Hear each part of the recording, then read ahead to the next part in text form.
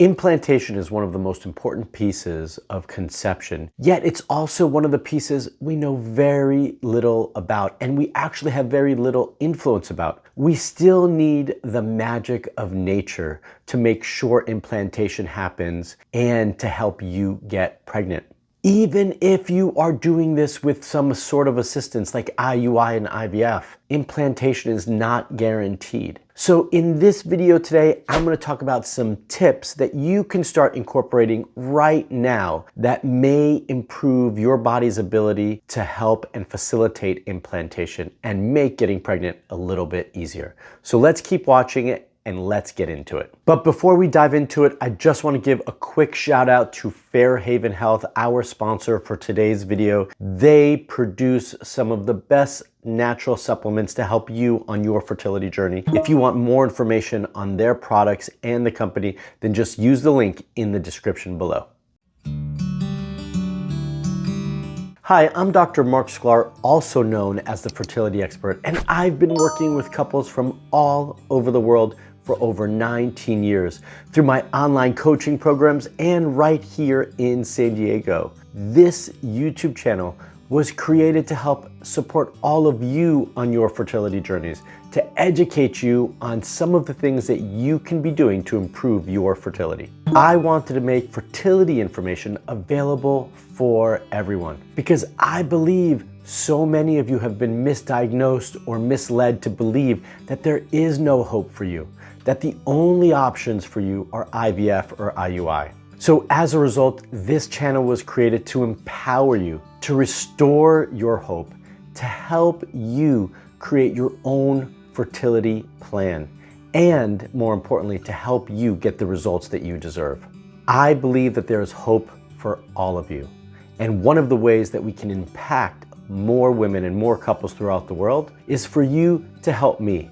The way you can do that is actually by liking this video and subscribing to this YouTube channel, because that allows this video to be seen by so many more women who need the help that you're getting right now. So you can help me on my mission to help more women by sharing the word and liking this video and letting more people know about this channel. Implantation is still that magical piece that we don't know much about. Yet we do try to influence and impact because that's hopefully going to make it a little bit easier for all of you to get pregnant and stay pregnant. And actually, for many of you who have had one or maybe multiple miscarriages, this may be the piece that is missing, that needs a little bit fine tuning to get you the long-term results that you're looking for. So let's talk about what we do know about implantation. The first thing that we need to talk about is, when does implantation begin? Well, implantation starts somewhere between 5 to 7 days after ovulation. And the other thing that's important about implantation is that it's a process, not a singular moment in time. It's not like 7 days after ovulation, you have one moment where the embryo implants into the uterus and it's all done. No, it's a process that occurs over time. And if you're like me, you believe that this actually extends into much of the first trimester. So we want to make sure that we're supporting this process throughout, not just at one instance. So implantation begins in that first phase, right? That's somewhere between 5 to 7 days post-ovulation. But then it continues to go because that embryo's got to burrow into that uterine lining, and the uterine lining needs to envelop it and hold it in. And so that process takes a little bit of time. For implantation to occur properly, we need a healthy uterine lining. That endometrium, right? That needs to be nice and fertile and fluffy and ready for implantation. So how do you know if that is actually the case? Well, your menstrual cycle is giving you a clue as to the health and quality of your endometrium and uterine lining. So the better quality of your menstrual flow, the better your uterine lining is. So we want that to be a nice bright red bleed that lasts somewhere between 3 to 5 days, and it is a little bit heavier in the beginning and then it tapers down. Some of you might have a heavier flow, some of you might have a more medium flow, but we don't want it to be spotting throughout. We want a better quality, and we want the the tissue to shed. So when you see that tissue, the strings of tissue, that is normal, okay? And we also want there to be less pain, less cramping, less discomfort. Before I dive into some tips that will benefit you, hopefully, with implantation, I want you all to understand that implantation is actually an issue for your body. It's as if a foreign object is trying to implant in the body, and the body recognizes that it's a foreign object and doesn't want it to be there. Well, if everything's working properly, then the body will receive it in, recognize that it's okay, it will question it for a moment, but then recognize that it's okay, and then allow it to implant. We have issues or recurrent pregnancy loss potentially when that's not functioning properly, when your immune system is recognizing that that's a foreign object and attacking it and not letting it implant. And this can be an issue and is one of the more common issues when we do have recurrent pregnancy loss. So as a result, we need to make sure that your immune system is calm, relaxed, ready to receive, not ready to attack it.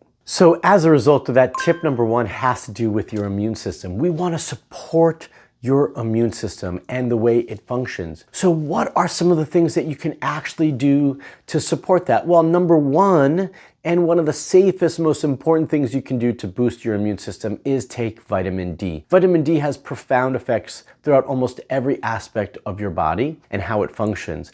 And immunity is one of those benefits. And supporting fertility is also another one of those benefits. So vitamin D should be part of your daily supplement regimen that you take. In addition to that, we often hear, or many of you often hear, that you should be eating pineapple if you are trying to promote implantation. Well, that may or may not be true. We actually don't know. There's not a significant amount of research to promote eating pineapple to improve implantation. And I've looked high and low, have never found any.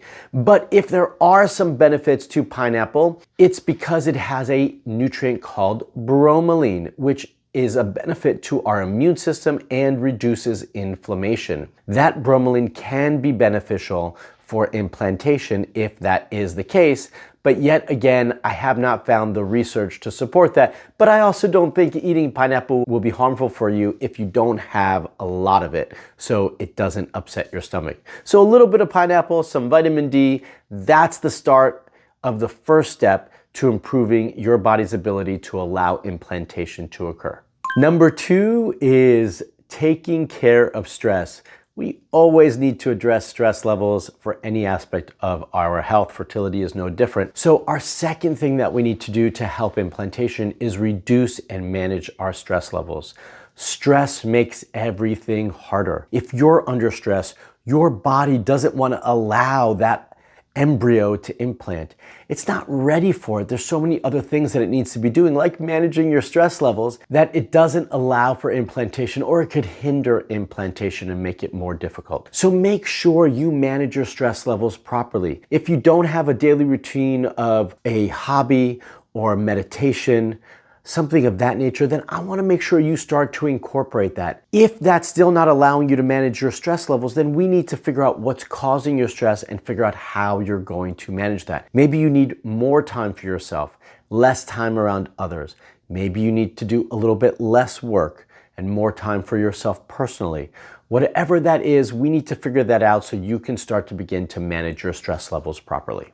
Number three is nutrition. It's diet. Of course, this has to be part of allowing implantation to occur. Without a proper healthy diet, we can't support our body and our uterus properly. So what would be some good nourishing foods? Well, we already spoke about pineapple, so you want to add that in. But again, remember not to have too much of that. And the bromelain is actually highest in the pineapple core. So make sure you aren't throwing that piece out, that you are actually eating that as well. Now, we do want to have lower inflammatory foods. So those foods are going to be low in sugar, low processed foods, or no processed foods, right? We want whole foods, rich, nourishing foods, so lots of good vegetables. And one of the more important things here is going to be healthy fats. So make sure you get your avocados, your grass-fed butter, your ghee, incorporate that into your diet, as well as essential fatty acids. So that we might say, well, can't we supplement with that? We absolutely can, but you can also get that from your diet as well. And fatty fish is a great way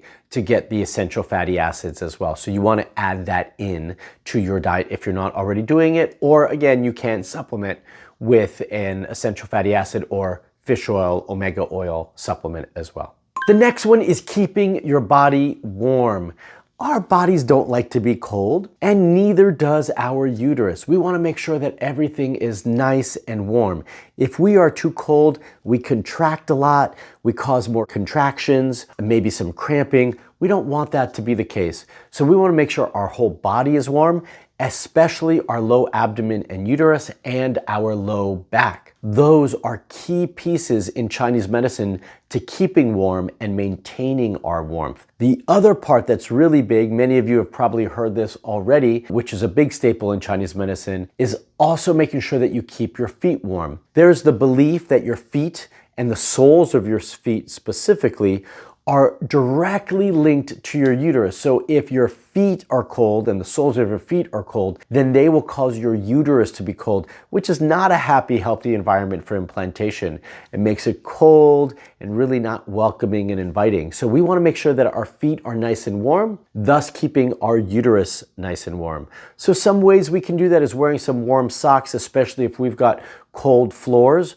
We can also try to soak our feet in warm water before we put on those socks, right, to keep them nice and warm. You can also get a heating pad to use on your low abdomen and your low back to keep those parts of the body warm as well. So let's keep those feet and your body warm to keep your uterus warm and inviting.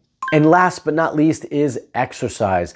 We always need to do a bit of exercise. We don't want to overdo it. We don't want to underdo it, but we want to make sure that you are exercising. Now, one of the things, especially in your luteal phase, which is that time after ovulation, where implantation should be happening, is we want to be careful of the quantity and quality of exercise that we do. So we don't want to overdo it. Nothing strenuous, nothing excessive. Some nice walks, maybe 30 to 60 minutes is just fine. Nothing really strenuous, just nice moderate walking. If you want to do a little bit more than that, that's fine, but nothing excessive. I don't recommend doing excessive weight training during this time frame either. So we want to just do some exercise, get the blood circulating, keep moving, but nothing excessive.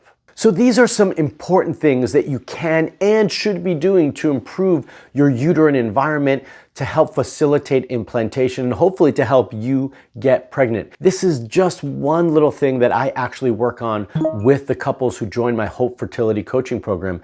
I look at all aspects of their health to determine what are the main issues, investigate why they're not able to get pregnant, and create a personalized plan to get them to the results that they deserve. And this is one of the things that we discuss and that I work into their plan if I see that that's necessary. If you want the support that you deserve, if you want support like I am describing, then I want to invite you to apply to join my Hope Fertility Coaching Program.